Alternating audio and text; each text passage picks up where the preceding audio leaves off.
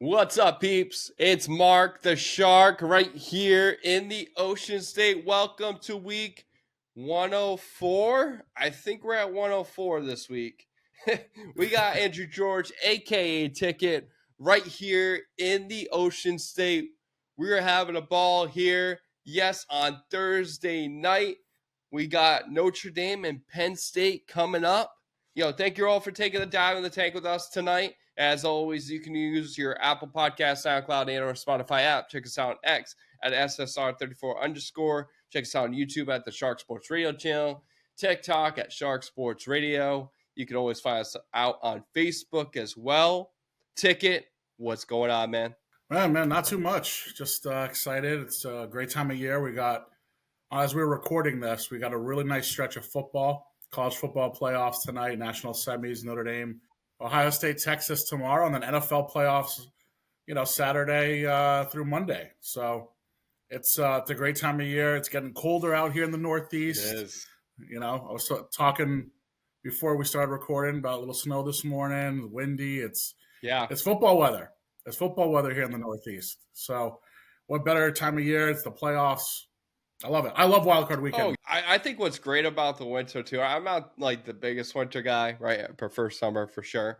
But if there's anything about winter, like this is kind of the stretch, right? Like it's kind of the meat and potatoes of the sports world. I know, we don't live around the sports world for our entire lives, but what we kind of have to understand is you got to look forward to something during the week, right? Especially with this weather. So why not look forward to NFL games and college games and NBA, games is coming up. It's going to be red hot all weekend long. So we're really excited for that. Speaking of playoffs, we are going to get into the playoff matchups. We will also get into the BDE belt winners, underdog picks for the week. We'll talk about the coaching carousel that is in the NFL. So with that being said, let's kick it off with our BDE belt winners of week 17. You got the floor. All right. So I was very torn here, Shark, because I wanted to go with Aaron Rodgers and what is possibly his last NFL game ever.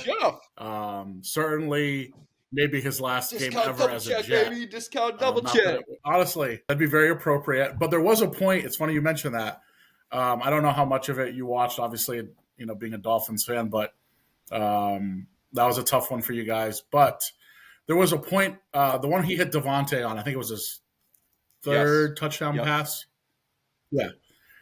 He had a lane to run, and I was like, just run it in. And then he was going to do the discount double check, I was hoping, just for nostalgia. And then Adams was wide open, so he just fired that in there. But I actually went with Bryce Young. And this is a kid who, for a majority of his career, he's in his second season, got a lot of flack, especially early in the year, struggled. Andy Dalton came in and looked like he outshined him. Dalton goes down. Wasn't playing that well, and they put Bryce Young back. Since he's got his starting job back, he's actually done a really nice job with the Panthers.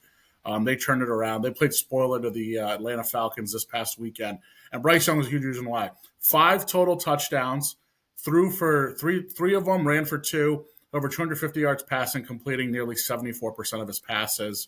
So a guy who really, hasn't gotten a lot of love, I think, anywhere. And granted, he's not on a good team. But he's throwing to like 35-year-old Adam Thielen and Xavier Legette, who eats raccoons for Thanksgiving, not turkeys. And, Chuba Hubbard was down this week, and they had Miles Sanders step in, who he actually threw one of his touchdowns to.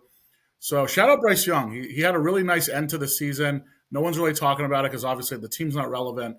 But I think he deserves the BDE belt this week. When you're a first pick, there's so much, weight on your shoulders to, go out there and perform at a high level. And sometimes that's not the way it goes. And we've always talked about adversity on this show. I'm going to stick to it. It's only going to make you stronger. So I feel like sometimes you just need that wake up call, right?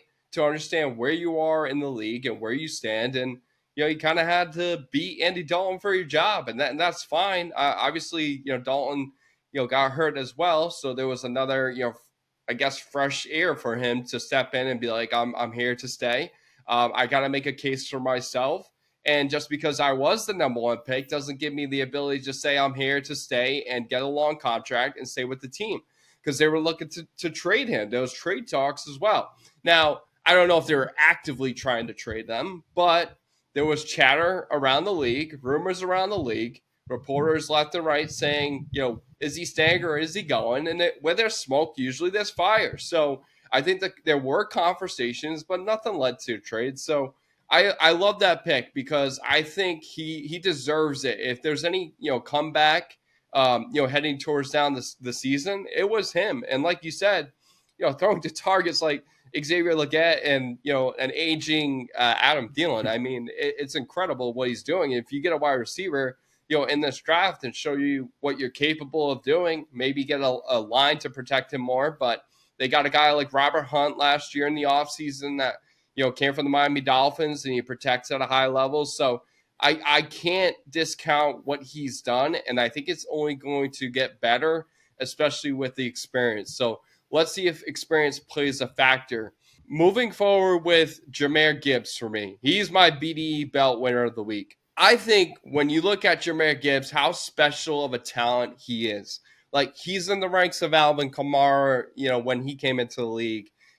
I throw Devon Achane in that category. You got Austin Eckler. I think with David Montgomery going down, it's giving Jahmyr Gibbs the ability to shine. And that's something that has not been true to Detroit all season long, because it was more about David Montgomery getting goal line touches, taking away touches away from Jahmyr Gibbs, whether that's first or second, third down. Like, he's an all-around back, and you're seeing it. He's tremendous. 23 carries for 139 rushing yards, 3 touchdowns, 5 catches for 31 yards, and then a touchdown against the Vikings with the division on the line. And I want to emphasize that because that is so vital for a guy of his age and his stature coming into a league, having so much pressure again. David Montgomery was kind of like a surprise, right? You didn't know if he was going to stay or go with the Chicago Bears. And I'm sure other teams were looking at him too. But he elected to go to Detroit. And so Jahmyr Gibbs was like, hey, what about me? And you're seeing it now. He's showcasing his talent. They have a real good 1-2 combo. Jahmyr Gibbs is a big part of it. And trust me when I say their offensive line is one of the best in the league. And so there's a reason why Jahmyr Gibbs is having that kind of a performance. So I believe Jahmyr Gibbs, gets credit where credit's due this week in week 17. Absolutely. Moving on to the underdog picks before we get into the carousel of the coaching free agents. I'll hand it off to you to run through the picks. All right. So obviously it's the postseason. So, defense, we talked about the cold weather. There's going to be some cold weather games. Defense usually is heightened up this time of year. Some interesting matchups. So I'm going to dive right into it. Feeding off what you were just mentioning with Jahmyr Gibbs going off in a pivotal game to decide the 1 seed in the NFC. Maybe, some folks are saying one of the biggest regular season games ever played just because, 2 14-win teams. That's never happened before. So much on the line now, too, with the 1 seed being the only seed that gets the bye and the division title and all that. So a guy who had a rough game was Sam Darnold, obviously. I like him to bounce back here. So I'm going to take Sam Darnold higher than 1.5 touchdown passes. Been a great year for the 2018 quarterback class. Josh Allen, Lamar Jackson, Baker Mayfield, and Sam Darnold all having career seasons. So that's really nice to see. Darnold, I really am putting a lot of trust in Kevin O'Connell here and Darnold in this pick. Let's not forget, Darnold, USC kid, returning to LA this weekend. He's going to have a lot of friends and family there. I just think he's too good to go out like that. And I know some people are thinking, McVay, Stafford is a team that won a ring very recently. They have a young defense, and I think Darnold's going to take advantage of that young secondary. They've played well this year in spurts. I don't want to discredit that. But listen, there's a lot of weapons out there. Jordan Addison, Justin Jefferson, Hawkinson, they're still trying to figure out his role in the offense. You got a veteran running back in Aaron Jones.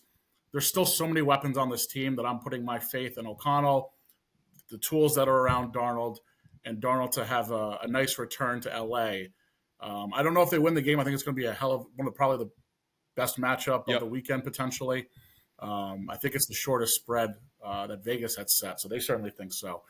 But, I Darnold over higher than 1.5 touchdowns. He's due for a bounce back. And, I think the playoffs is where the big guys come out, and I'll say it, I think it is like kind of like not a make or break, but he does need to step back into his, role as far as being a leader and, as far as distributing the ball, at a high level. So that's something that, he needs to take pride in this week, and they're going to need him. I mean, Kevin O'Connell is relying on him all throughout the season, and we saw, the post game moment in the locker room with Sam Darnold and how joyful he was, and being tossed up in the air by his teammates. It's always good to see a comeback story, and he's got to finish that story, right? So I think if he gets one playoff win, I think they are safe for him to be the quarterback of the future, and why not try to get that this week? For me, I got Russell Wilson. I think Russell Wilson's going to get lower than 225.5 passing and rushing yards. Russell Wilson, they're in a tough stretch right now, Pittsburgh. Will they lose? Their last four, I believe, down the stretch in the season. And I feel like with Russell Wilson, it's kind of scary. He's kind of going back to his old, right? He's not throwing the ball as accurate. He's dropped passes, by his wide receivers. Not too much faith, when it comes to that area. The tight end position, trying to make the most of it with Fryermuth, who's a hell of an athlete. But I feel like he's like, not throwing the ball at a high clip. He's not as accurate as he was early on in the year. It's becoming like he was in Denver. And I hate to say that, because I've been a Russell Wilson type of fan throughout the course of the year. And, you got Najee Harris and Jalen Warren, running the ball at a high clip as well. And their defense is always going to be sound. But, they kind of took a beating against the Ravens too, losing 34-17 in recent weeks. So I think that continues. I don't think Russell Wilson's going to have, that big of a game. I believe he had 217 passing yards when they played against Baltimore. So again, a rematch in the playoffs in Baltimore. It's going to be tough. I got lower on the 225.5 passing and rushing yards. And I like that too, because I think, obviously you reference their losing streak at the end of the year. Losing, I believe there was their last four games. Somehow almost stole one against the Bengals last week. They had kind of a rally late in that fourth quarter, and Bengals looked like they were going to give it away, and that would have been crazy. But you would also think they want to shrink this game on the Steelers, and they want to get Najee Harris involved, Jalen Warren involved. I'm not sure how much they're going to rely on Russell Wilson in frigid Baltimore this weekend. In the Ravens defense, as much as we've killed them over the course of the podcast, and we certainly have, I don't know if some of it's just been the matchups lately, but it seems like they're playing a lot better. And I'm not going to give them a lot of credit for beating Bailey Zappi and Dorian Thompson-Robinson, but they have shut down some of the last couple offenses they've seen. Maybe that gets their swagger back, even if it is against, lesser competition. And you just referenced, obviously, they handled the Steelers a few weeks back. So, yeah, interesting matchup there for sure. Russell Wilson, certainly a couple reasons why he might not get to that number. I'm going to go with another quarterback, Jaden Daniels. I'm going to have him higher than 281 rushing and passing yards. This is a Ravens team that is weak in the secondary. They're going to likely be without Antoine Winfield Jr., who is their stalwart in the back end. If he's out, that certainly opens up opportunities for Daniels to attack the secondary. There should be a high-scoring affair, too, in Tampa. And let's not forget, the strength of that Tampa defense and with Todd Bowles is Bowles is not going to be afraid to blitz and go after him. So I think a lot of plays are going to break down. Daniels is someone who is willing to trust his legs. We've seen that. So I think Daniels is going to have a big game between the rushing and the passing. I would definitely take his higher than amount, because I could see him ending up with, 220, 240 passing yards and another 80 to 100 yards on the ground. He's just that type of player. So. And I want to go with my gut on this, because I agree with you, right? But when does the rookie moment come in?